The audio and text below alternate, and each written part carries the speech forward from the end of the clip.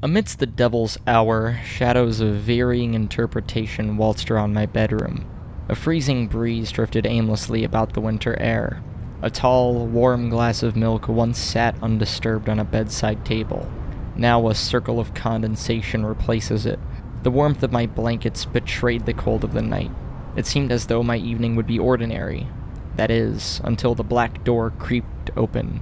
The black door should never be opened. The previous homeowner, petrified by unspeakable horrors, told me to never open the black door. When she told me of the Shadow Man, I took her for a lunatic.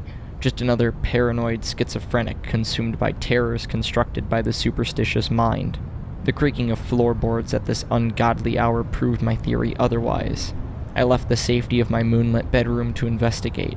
Surely she could not be telling me the truth. Alas, across the corridor was the forbidden door, disturbingly left ajar when it was normally shut. Footsteps on the hardwood floor proved the presence of another being within my typically lonely house. It is in the house with me.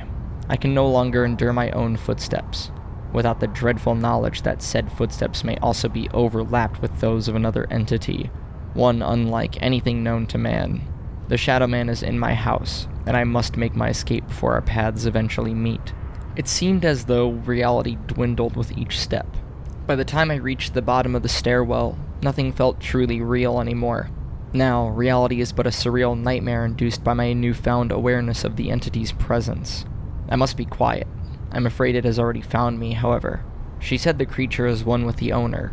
It is the incarnation of torment, and is bonded to the current homeowner. It knows where I am. Like a predator toying with its prey, it only wishes to torture my mind. A haunting chill creeps down my spine at this grim revelation. I do not know how much time I have, but I do know that I will not suffer through the same harrowing nights that my predecessor had endured. I refuse to. I must leave immediately. I will abandon this hell and never return. And so I creeped ever so slightly towards the front door, half expecting to be sighted by the fabled Shadow Man. I was besieged by a cacophony of frightening thoughts, second only to the thought of being found. I feel as though the thought of "no one will believe you" pesters my shattered mind the most, almost unnaturally so. Now, the thought of the creature influencing my psyche began its meteoric ascent through the rankings of thoughts pervading my exhausted mind. I hesitated to step any further. It knows of my plan. It knows all. Knowing this, I peered around the corner. My cold, sunken eyes made contact with it.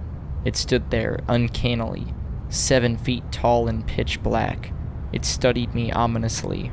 I was frozen with fear. Time itself grew horridly dilatory as I stared into its darkness. My heart felt heavy, weighing twice as much as I became conscious of its aperiodic, stifled thumping. Its head was motionless and supernaturally focused on my eyes. Then, in a sudden jerk of movement, it lumbered towards me. A rush of energy overcame me, and I bolted towards the front entrance. I was now outside. Breathing heavily under the star-studded midnight sky, I paced down the sidewalk. I looked over my shoulder periodically. I did not know the limits of this creature. The darkness veiled its presence. I meandered about until I came upon a rusted playground. There were no small children in my neighborhood. Alone with my racing thoughts, I tripped over the plastic rim of the playground and stumbled into the mulch. I faced upwards towards clear skies. I felt it loom over my sprawled-out body. I jerked backwards as it stepped in. I anomalously sank into the mulch as if it was quicksand. I became completely enveloped in it. Then, for a minute, there was nothing. I woke up to familiar floorboards lined with dust. I was in the room behind the black door. The dreaded entrance shut, and the veil was lifted. The room dissolved into chaos until darkness was all that was left. Now, in the realm of the beast, I had a clear view of its nightmarish collection. Leagues upon leagues of humans frozen still in time and space. Its collection spanned for thousands of miles of futile oblivion.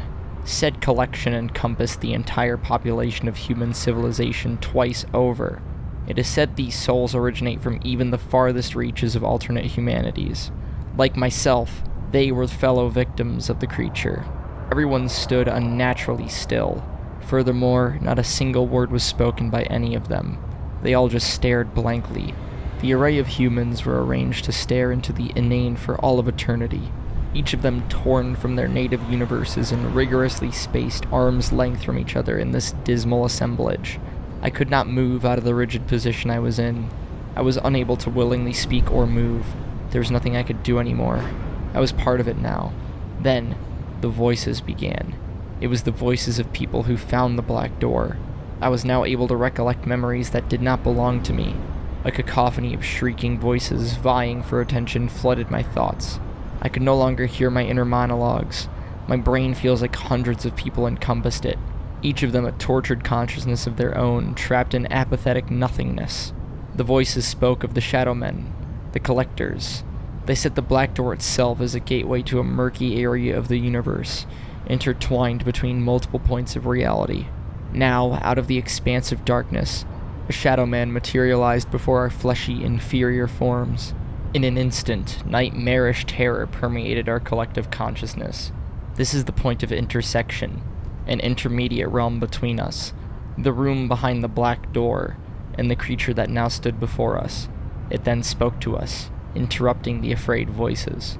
No one ever believes. No one. And so the cycle begins anew.